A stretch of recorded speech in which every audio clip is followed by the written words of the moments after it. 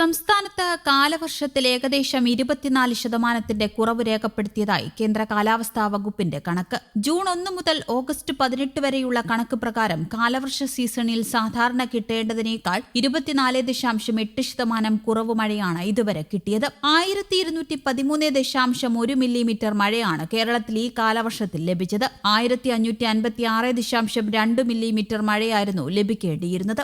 7 ജില്ലകളിലാണ് മഴ കുറഞ്ഞത്. ഇവയിൽ ഏറ്റവും കുറവ് മഴ ലഭിച്ചത് വയനാട്, ഇടുക്കി ജില്ലകളിലാണ്. വയനാട്ടിൽ ഏകദേശം 51%, ഇടുക്കിയിൽ 45%-ഓളവുമാണ് മഴ കുറഞ്ഞത്. എന്നാൽ ഏറ്റവും കൂടുതൽ മഴ ലഭിച്ചത് തിരുവനന്തപുരം, പത്തനംതിട്ട ജില്ലകളിലാണ്. തലസ്ഥാനത്ത് 2% അധിക മഴയാണ് ലഭിച്ചത്. എറണാകുളത്ത് 22%, കൊല്ലം 27%, പാലക്കാട് 24%, തൃശൂർ 25% എന്ന ക്രമത്തിൽ മഴക്കുറവ് രേഖപ്പെടുത്തിയിട്ടുണ്ട്. കണ്ണൂർ, കാസർഗോഡ്, കോട്ടയം, കോഴിക്കോട്, മലപ്പുറം എന്നീ ജില്ലകളിൽ അധിക മഴ ലഭിച്ചില്ലെങ്കിലും കുറവുണ്ടായിട്ടില്ല.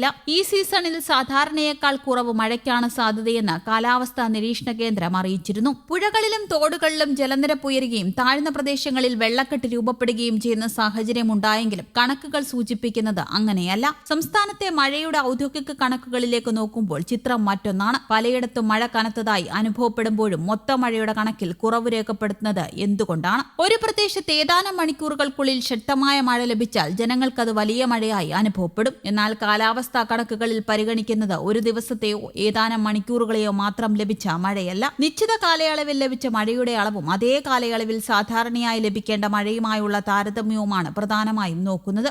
ഇത്തരത്തിൽ താരതമ്യം ചെയ്യുമ്പോൾ മഴയുടെ വിതരണം എല്ലാ സ്ഥലങ്ങളിലും ഒരുപോലെ ലഭിക്കണമെന്നില്ല.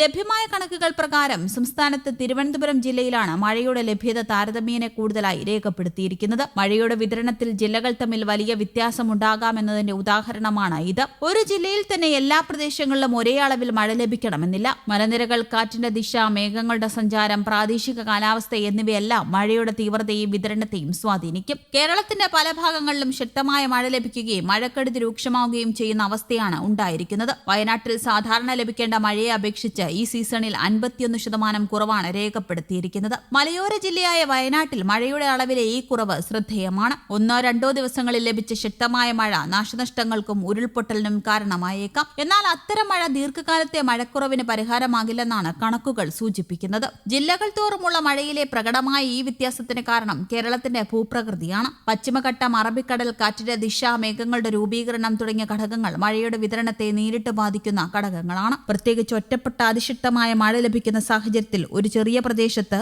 വലിയ അളവിൽ മഴ പെയ്യാം. അതേസമയം സമീപ പ്രദേശങ്ങളിൽ കാര്യമായ മഴ ലഭിക്കാതിരിക്കാനും സാധ്യതയുണ്ട്. ഇതാണ് കേരളത്തിൽ പെയ്യുന്ന മഴയുടെ പ്രധാന പ്രത്യേകത. മൊത്തത്തിലുള്ള കണക്ക് പ്രകാരം മഴയുടെ അളവ് കുറവാണെങ്കിലും കേരളത്തിൽ വെള്ളപ്പൊക്കം പതിവ് കഥയാവുകയാണ്. മഴയുടെ മൊത്തം അളവിനേക്കാൾ മഴ എത്ര സമയത്തിനുള്ളിൽ എത്രത്തോളം പെയ്തുവെന്നത് നിർണായകമാണ്. വളരെ കുറഞ്ഞ സമയത്തിനുള്ളിൽ വലിയ അളവിൽ മഴ ലഭിച്ചാൽ നഗരപ്രദേശങ്ങളിൽ വെള്ളക്കെട്ടിനും മലയോര മേഖലകളിൽ മണ്ണിടിച്ചിലിനുമുള്ള സാധ്യത വർദ്ധിക്കും. പ്രാദേശികമായി ലഭിക്കുന്ന ശക്തമായ മഴയാണ് അടിയന്തര സാഹചര്യങ്ങൾക്ക് കാരണമാകുന്നത്. മഴയുടെ കണക്കിൽ കുറവുണ്ടെങ്കിലും കാലാവസ്ഥാ വകുപ്പിന്റെ മുന്നറിയിപ്പുകൾ ഗൗരവതരമായാണ് കാണേണ്ടത്. പ്രത്യേകിച്ച് മലയോര മേഖലകൾ, നദീതീരങ്ങൾ, ഉരുൾപൊട്ടൽ സാധ്യതയുള്ള പ്രദേശങ്ങൾ എന്നിവിടങ്ങളിൽ താമസിക്കുന്നവർ കൂടുതൽ ജാഗ്രത പാലിക്കേണ്ടതുണ്ട്. പരിസ്ഥിതി ലോല പ്രദേശങ്ങളിൽ കുറഞ്ഞ സമയം കൊണ്ട് കൂടുതൽ മഴ പെയ്യുന്ന അപകടങ്ങൾ ഉണ്ടാക്കാനുള്ള സാധ്യത വർദ്ധിപ്പിക്കും. കാലവർഷത്തിൽ കലിതുള്ളി പെയ്യുന്ന മഴയും വറ്റി വളരുന്ന വേനൽക്കാലവും ഒരുപോലെ കേരളത്തിന് മുന്നിൽ ഭീതിയുടെ അധ്യായങ്ങളായി മാറുന്ന കാഴ്ചയിലേക്കാണ് കണക്കുകൾ വിരൽ ചൂണ്ടുന്നത്. News desk, Kerala Kaumudi.